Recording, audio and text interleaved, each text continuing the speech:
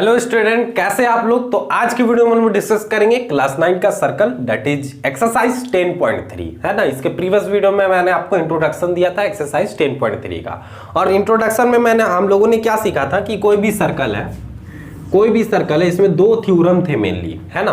तो कोई भी सर्कल है और उसका कोई भी एक कॉर्ड है, तो सेंटर से कोई लाइन अगर कॉर्ड पे लाइज कर रहा है तो वो क्या होगा, परपेंडिकुलर भी होगा, और परपेंडिकुलर होने के साथ साथ ये कॉर्ड को इक्वल पार्ट्स में डिवाइड करेगा। इक्वल पार्ट्स में ये कॉर्ड को डिवाइड करेगा। It means AM is equal to BM, है ना। AM is equal to BM।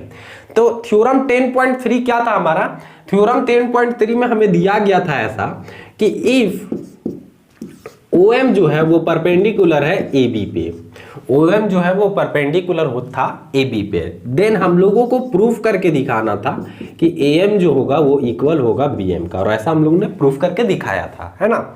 अभी हम लोग छोटा सा रिवाइज टाइप का कर रहे हैं। देन फिर से मैं एक सर्कल बनाया और यहाँ पर एक कॉर्ड है। अब ये थ्योरम 10.4 में क्या कह रहा था कि कोई लाइन है जो सेंटर से पास हो रहा है, ये क्या करता है, कोड को इक्वल पार्ट्स में डिवाइड करता है।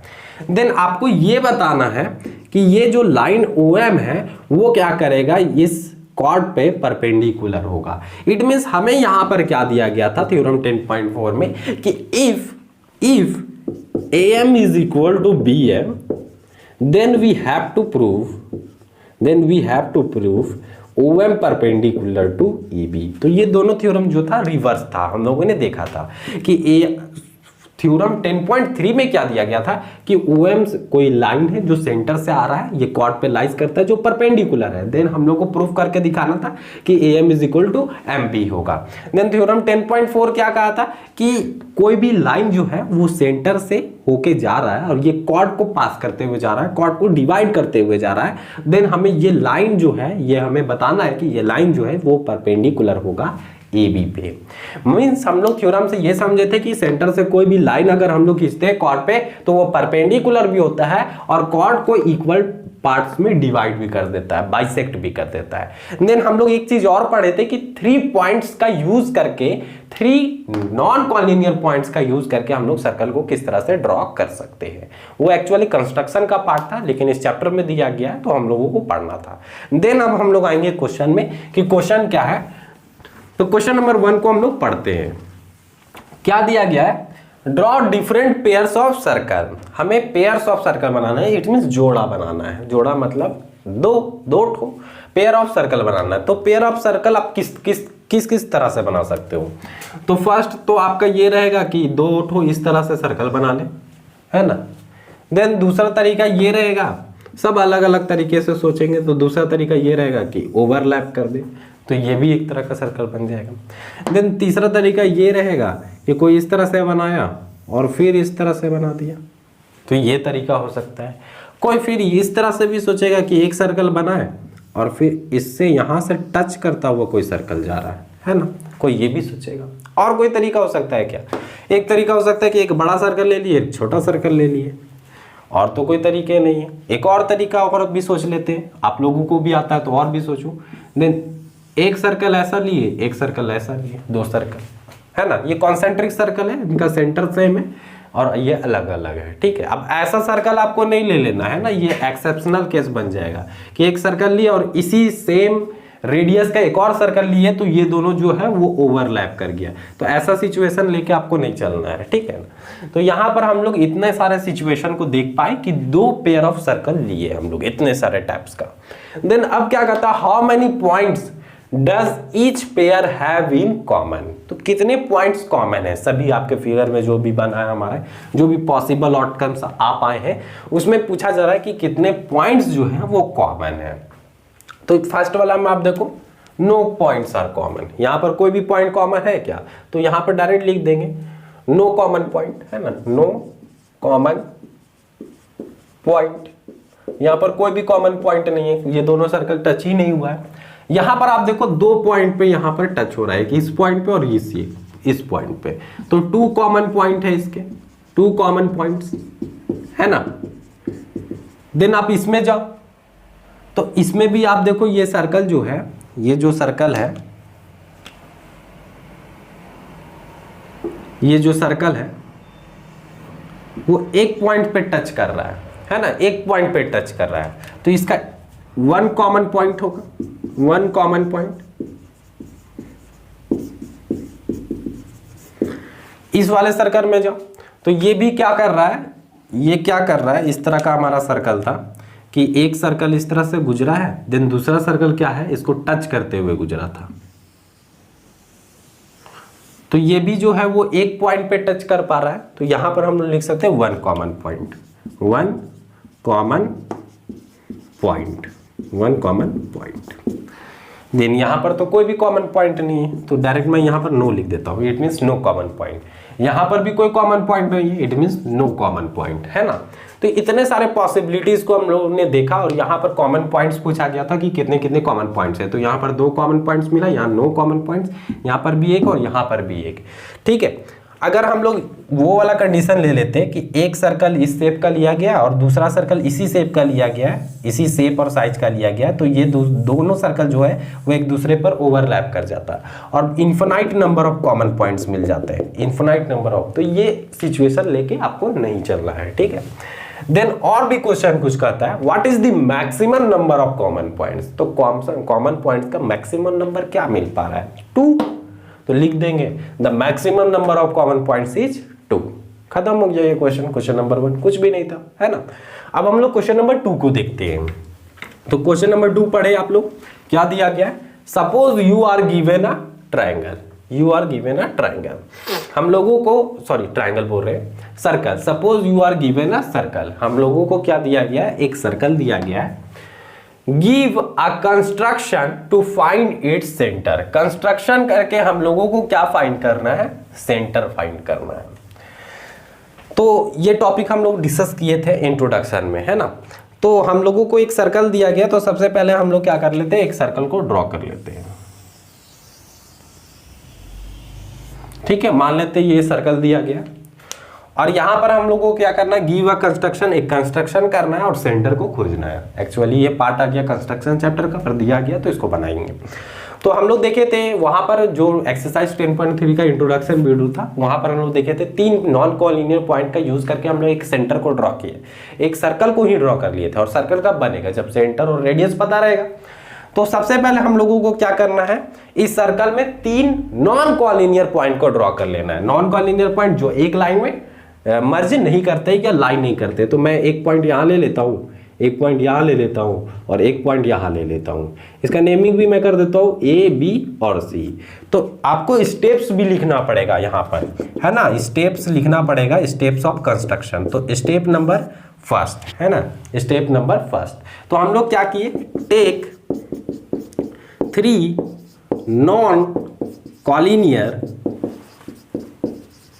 Points on the circle.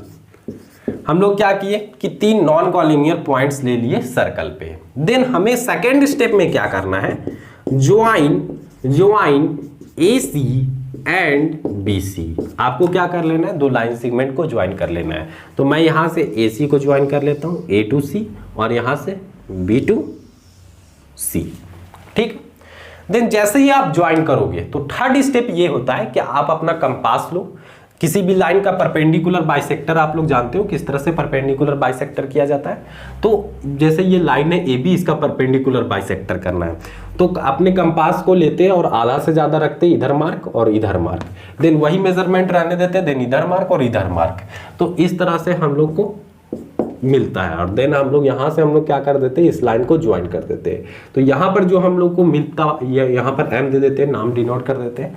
तो AM जो है वो इक्वल होता है MB का, ये परपेंडिकुलर बाइसेक्टर। बाइसेक्टर तो हुआ ही, साथ में यहाँ पर 90 डिग्री का फॉर्मेशन भी होता है, तो इसीलिए परपेंडिकुलर बाइसेक्टर कहते हैं।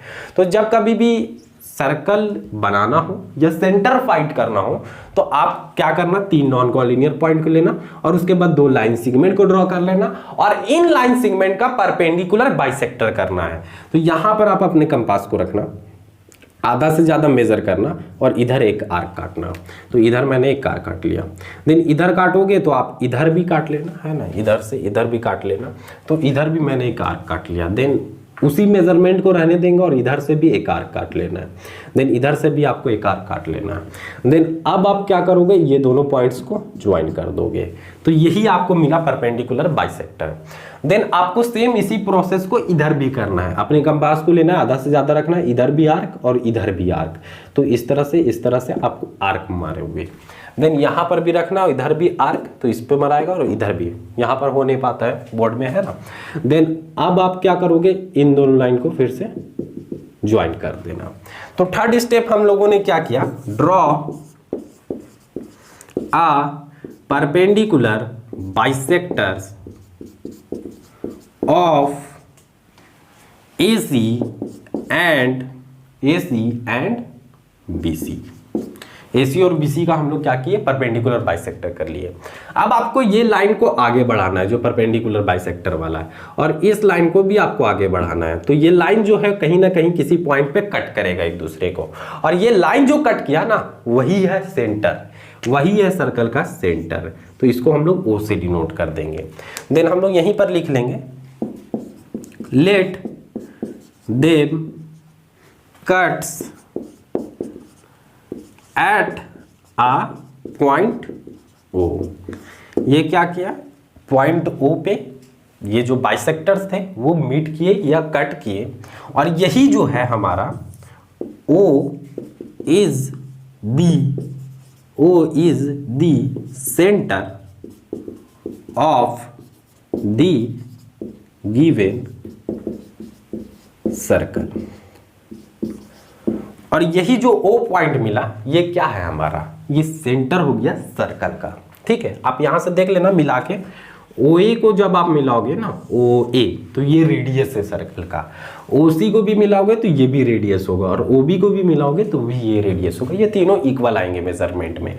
तो कभी भी हम लोगों को सर्कल दिया गया रहेगा और हमें कंस्ट्रक्ट करके अगर सेंटर निकालना है तो हमें क्या करना पड़ेगा, 3 नॉन कॉलिनियर पॉइंट ले लेना, 2 लाइन सेगमेंट को ड्रॉ कर लेना, लाइन सेगमेंट का परपेंडिकुलर बाइसेक्टर कर लेना, बाइसेक्टर को थोड़ा सा आगे मिलाना तो एक पॉइंट पे कटेगा और वही हमारा सेंटर होगा। देन आपको ये स्टेप्स भी लिखने पड़ेंगे। ठीक है, देन लास्ट क्वेश्चन हम लोग देखेंगे, क्वेश्चन नंबर 3 10.3 का, और तब तक के लिए आप लोग ये कॉपी में नोट डाउन कर ले, है ना। तो अब हम लोग देखेंगे क्वेश्चन नंबर 3। क्वेश्चन नंबर 3 क्या है, if 2 circle intersect at 2 points. 2 circle जो है वो इंटरसेक्ट कर रहे हैं 2 पॉइंट्स पे। तो अभी हम लोग देखे थे कि 2 सर्कल इंटरसेक्ट कब करेगा 2 पॉइंट पे, जब सर्कल जो है कुछ इस तरह से रहेगा, ये एक सर्कल और ये एक सर्कल, ये 2 सर्कल है, और ये 2 सर्कल जो है वो इंटरसेक्ट कर रहा है यहाँ पर 2 पॉइंट्स पे, दिखा। तो ये इस तरह का फिगर फॉर्म होगा। देन क्या बोलता है, then prove that their centre lies on the perpendicular bisector of the common chord. तो ये दोनों सर्कल का पहले कॉमन कॉर्ड क्या होगा, तो अभी जब तक हम लोग सर्कल बनाते थे तो कॉर्ड क्या होता था, कोई भी एक लाइन सेगमेंट रहता था, है ना, ये भी एक कॉर्ड है, ये भी एक कॉर्ड है ना, ये भी एक कॉर्ड था। देन यहां पर कॉमन कॉर्ड कौन होगा, तो आप देखो ये कॉमन कॉर्ड होगा ना, ये जो है ये दोनों सर्कल के बीच में ये क्या होगा, कॉमन कॉर्ड होगा। आप देखो ये जो है, इस सर्कल को आप अभी मत देखो, ये सर्कल को सिर्फ देखो, तो ये कॉर्ड बनता है इस सर्कल के लिए। देन आप इस सर्कल को मत देखो, ये सर्कल को देखो, तो इसके लिए भी एक कॉर्ड है। तो ये दोनों क्या है, कॉमन कॉर्ड हुए, है ना। इन दोनों सर्कल के लिए ये जो रहा हमारा, ये कॉमन कॉर्ड रहा। इसको हम लोग कुछ नेमिंग कर देते हैं, यहाँ पर M और ये N। इसका भी सेंटर होगा कहीं ना कहीं, और इस सर्कल का भी सेंटर होगा कहीं ना कहीं। तो एक ठो को हम लोग O से नेमिंग कर देते हैं और एक ठो को O डैश से। ठीक है, अब क्वेश्चन क्या कहता है उसको ध्यान से फिर से पढ़ते हैं। If 2 circle intersect at 2 point, कर रहा है 2 सर्कल इंटरसेक्ट कर रहा है 2 पॉइंट पे, then prove that, then prove करके बताओ, their centres lies on the perpendicular bisector of the common chord. तो ये सेंटर था, तो ये सेंटर से जब हम लोग यहां से एक लाइन ड्रॉ करेंगे इस सेंटर के बीच में, तो ये जो लाइन होगा वो कॉर्ड को बाइसेक्ट भी कर रहा होगा। इट मींस यहां पर हम लोग कुछ नाम दे देते हैं, यहां पर कुछ नाम दे देता हूं मैं P, जहां पर ये दोनों एक दूसरे को काट रहे होंगे, जहां पर ये दूसरे को काट रहे होंगे, है ना, इस पॉइंट पे, इस पॉइंट का मैं नेम कर दिया P। तो क्वेश्चन ये बोल रहा था कि प्रूफ करके बताओ कि ये जो दोनों सेंटर से ये जो लाइन गया है वो क्या कर रहा होगा, कॉर्ड को परपेंडिकुलर बाइसेक्ट कर रहा होगा। परपेंडिकुलर मतलब 90 डिग्री भी बना रहा होगा, यहां 90 डिग्री भी बना रहा होगा, और साथ साथ यहां पर MP जितना होगा उतना ही PN भी होगा। ठीक है, क्या कहा गया था क्वेश्चन में, दो सर्कल लिया गया है, दो पॉइंट्स पे इंटरसेक्ट कर रहे हैं और इनके बीच में एक कॉमन कॉर्ड है, और इनके सेंटर से जब हम लोग ये लाइन सेगमेंट या लाइन को जब ड्रॉ करेंगे तो यहां पर जिस पॉइंट पे काटेगा वो कॉर्ड को बाइसेक्ट करेगा, और बाइसेक्ट इस तरह से करेगा कि परपेंडिकुलर बाइसेक्टर होगा, मतलब 90 डिग्री भी फॉर्म करना चाहिए, यहां पर 90 डिग्री भी फॉर्म करना चाहिए, 90 डिग्री का भी होना चाहिए। ठीक है, यहां तक क्लियर हो गया। देन अब हम लोग क्या करेंगे, इसका प्रूफ देखेंगे। तो गिवन में हमें क्या दिया गया, गिवन में हमें क्या दिया गया, गिवन में हमें क्या दिया गया, टू सर्कल्स है ना, to circles intersect at two points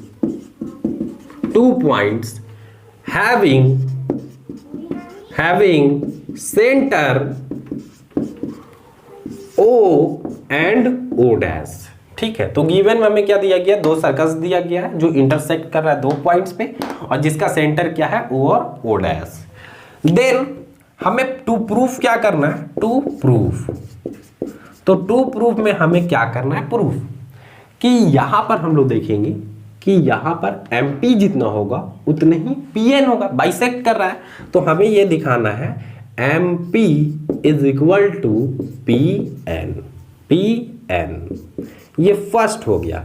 then second आपको ये भी दिखाना है कि ये बाइसेक्टर है, ये जो है परपेंडिकुलर बाइसेक्टर है, परपेंडिकुलर बाइसेक्टर, तो बाइसेक्टर तो मैंने यहां लिख दिया, परपेंडिकुलर है मतलब O डैश जो है इज दी परपेंडिकुलर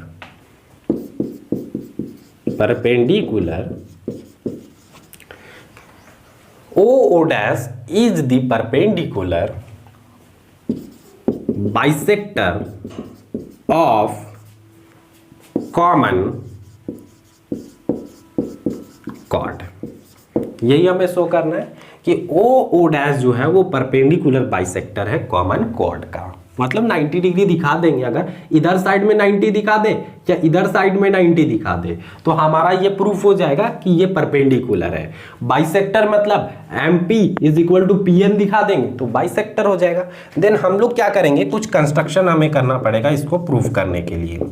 तो कंस्ट्रक्शन में हम लोग यहाँ पर क्या करेंगे कि इस यहां से हम लोग एक लाइन ड्रॉ कर लेंगे O डैश से M पर, और यहां पर भी एक लाइन ड्रॉ कर लेंगे O डैश से N तक। देन यहां पर भी हम लोग एक ड्रॉ करेंगे O से लेकर M तक, O से लेकर M तक, और यहां पर N से लेकर O तक, इस तरह से लाइन को ड्रॉ कर लेंगे। देन अब हम लोग प्रूफ में जाते हैं ना, कंस्ट्रक्शन हम लोग लिख लेते हैं, join O dash M, O dash N, OM and ON, ये हम लोगों ने कंस्ट्रक्शन कर लिया।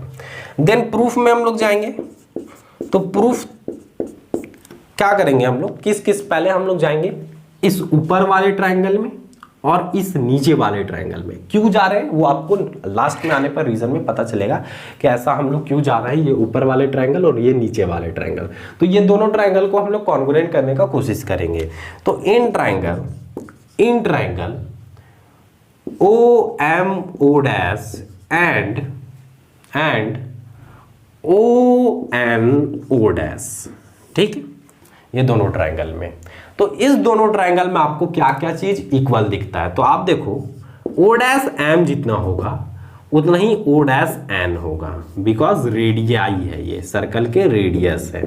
आप देखो OM जितना होगा ये रेडियस है, उतना ही O डैश N भी होगा, ठीक है, तो ये रेडियाई है, तो ये बात हम लोगों ने लिख दिया।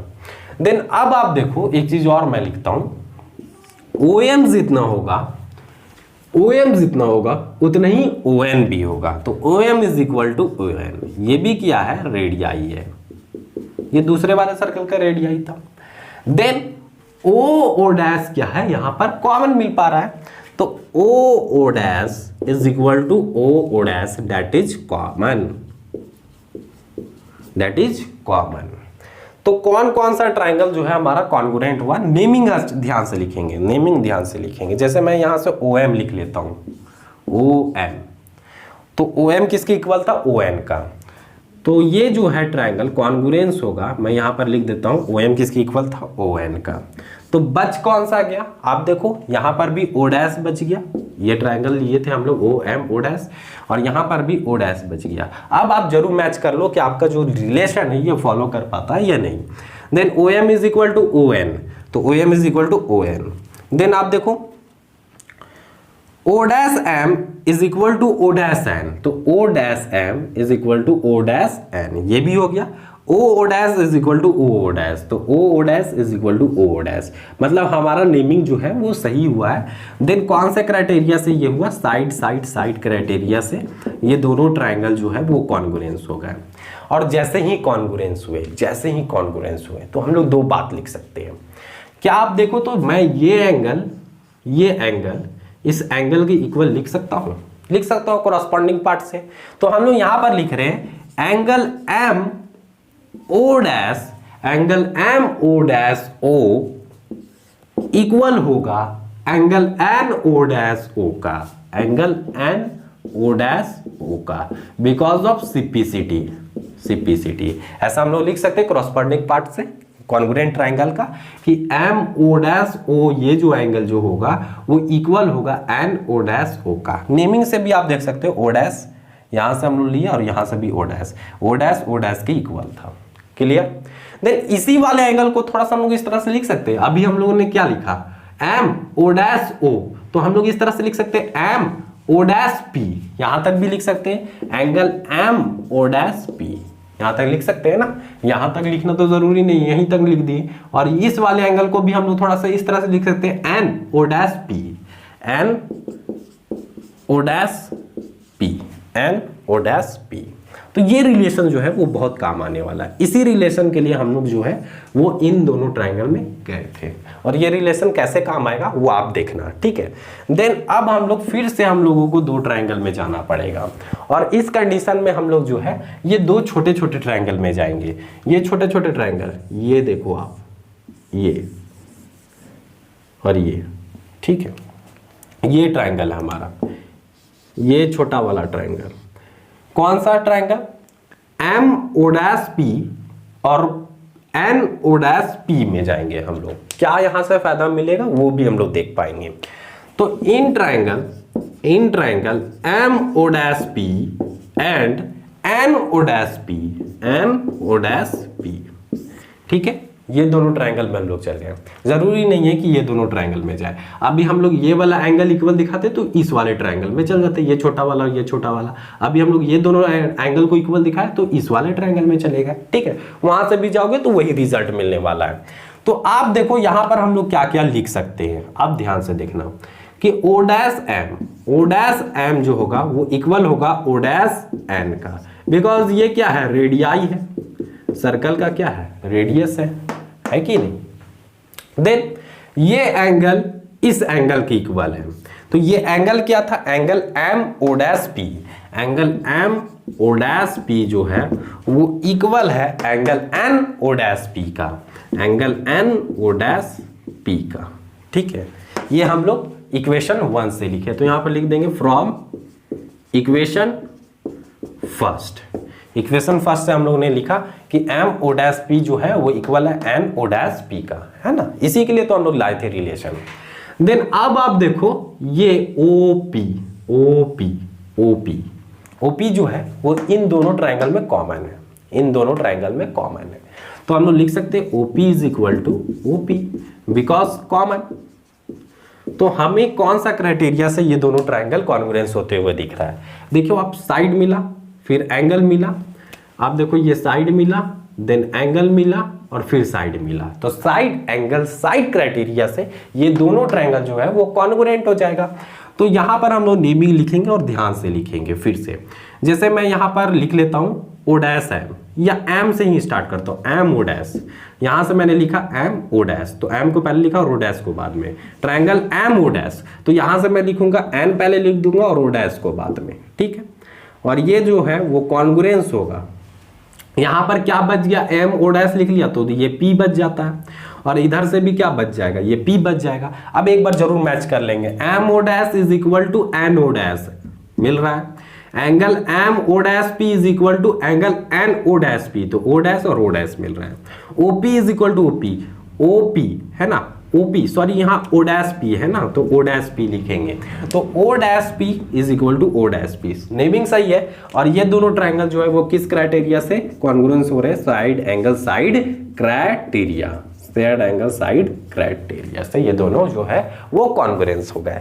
और जैसे ही कॉन्ग्रुएंस हो गए, अब आप देखो कुछ कुछ हम लोग लिख सकते हैं कि एमपी जितना होगा उतना ही पीएन होगा, एमपी जितना होगा उतना ही पीएन होगा। ये देखो आप, एमपी जितना होगा उतना ही क्या होगा, पीएन होगा, MP is equal to PN, MP is equal to NP, ठीक है, बात वही है, MP is equal to NP. इसको थोड़ा सा रीअरेंज करके लिखना चाहेंगे तो MP is equal to PN हो जाएगा, पीएन। तो ये फर्स्ट पार्ट हमारा प्रूफ हुआ कि नहीं, कि एमपी जितना है उतना ही पीएन है। तो उसके लिए आपको कुछ नहीं करना पड़ा, पहले हम लोग ये दोनों बड़े वाले ट्रायंगल में गए जो ऊपर में फॉर्म हो रहा है और एक नीचे में फॉर्म हो रहा है, दोनों को कॉन्ग्रुएंट दिखा दिए और एक एंगल को आपको इक्वल दिखा देना है। फिर छोटे छोटे ट्रायंगल में जाना और यहां से आप ये दोनों ट्रायंगल को कॉन्ग्रुएंट कर देना, तो MP is equal to PN मिल गया। इट मींस यहाँ ये बाइसेक्टर शो हो गया, लेकिन यहां पर क्या बोला था, प्रूफ हमें क्या करना था कि ओ डैश जो है वो परपेंडिकुलर बाइसेक्टर है। अभी परपेंडिकुलर तो शो नहीं हो पाया, लेकिन बाइसेक्टर शो हो पाया है। अब परपेंडिकुलर कैसे दिखाएंगे, अब आप देखो यहां पर मैं थोड़ा सा क्लियर कर लेता हूं ताकि मुझे स्पेस मिल जाए, है ना। ये हमें प्रूफ करके दिखाना था, आप इसको याद रखना। देन आप देखो, जैसे ही हम लोग ये बात लिख लिए सिंप्लिसिटी से, अब सिंप्लिसिटी से हम लोग एक और बात लिख सकते हैं कि यहां पर जो एंगल बन रहा होगा और यहां पर जो एंगल बन रहा होगा ये दोनों भी इक्वल होगा, ये दोनों भी इक्वल होगा। तो यहां पर हम लोग लिख सकते हैं, ये सिंप्लिसिटी था ना हमारा, सीपीसीटी। देन यहां से हम लोग एक और बात लिख सकते हैं, और वो बात क्या लिख सकते हैं, आप देखो,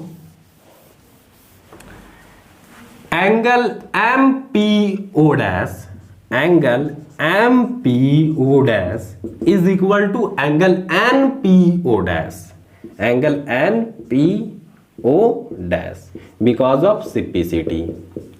अब ये दोनों एंगल को हम लोग इक्वल कर लिए, एम पी ओ डैश जितना होगा उतना ही एन पी ओ डैश होगा बाई सिंप्लिसिटी से। तो इक्वल हो गया, इससे तो फायदा नहीं मिला, इक्वल थोड़ी दिखाना है हमें, परपेंडिकुलर दिखाना है, तो हो गया हमारा काम। मेनली हम लोग को इक्वल दिखाना था।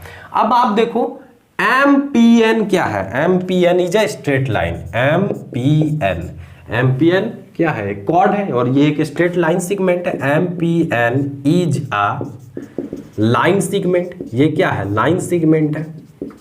और हम लोग जानते हैं, या ये भी लिख सकते हैं, एम पी एन जो है वो एक स्ट्रेट लाइन है, और हम लोग जानते हैं कि स्ट्रेट लाइन पे जो यहाँ पर एंगल बनता है वो 180 का बनता है। जैसे मान लेता हूँ मैं यहाँ से कोई लाइन गया है, तो ये एंगल और ये एंगल का सम क्या होगा, ये एंगल और ये एंगल का सम क्या होगा, हमेशा 180 होगा भाई, हम लीनियर पेयर से। तो हम लोग ऐसा लिख सकते हैं ना, M P N is a line segment, या M P N is a straight line, ये एक स्ट्रेट लाइन है। और यहां से हम लोग लिख सकते हैं कि ये दोनों एंगल मिला के क्या होगा, 180 डिग्री के बराबर होगा। तो angle M P O dash plus angle N P O dash is equal to क्या होगा, 180 डिग्री होगा। ऐसा लिख सकते हैं because of linear pair, linear pair से हम लोग लिख सकते हैं कि ये दोनों एंगल मिला के क्या होगा, 180 डिग्री के इक्वल होगा, क्योंकि एक स्ट्रेट लाइन है। अब आप देखो कि एम पी ओ डैश और एन पी ओ डैश ये दोनों जो है वो आपस में इक्वल है। तो जिसके जगह पे हम लोग प्लेस कर सकते हैं एम पी ओ डैश रहने दिए, और एन पी ओ डैश के जगह हम लोग लिख सकते हैं जब चाहे angle M P O dash is equal to 180 degree. तो ये दो ठो मिल गया तो ये प्लस हो जाएगा, तो 2 angle M P O dash हो जाएगा इज इक्वल टू 180। देन यहां से हम लोग कैंसिल कर देंगे तो हमें क्या मिल जाएगा, 90। तो angle M P O dash is equal to 90 degree. अब जैसे ये 90 मिल गया, ये एम पी ओ डैश ये 90 है, तो ये भी तो 90 होगा।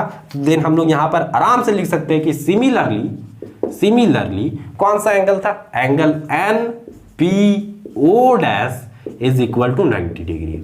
अब 90 डिग्री भी प्रूफ हो गया, इट मींस परपेंडिकुलर भी प्रूफ हो गया, और पहले से ही हम लोग बाइसेक्टर प्रूफ कर चुके हैं, तो डायरेक्ट हम लोग नीचे लिख देंगे hence O dash is the perpendicular bisector of the common code.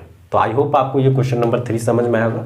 अगर आप लोगों को मेरा ये वीडियो पसंद आएगा तो वीडियो को जरूर लाइक करें और शेयर करें with your class friends, and thanks for watching this video till and.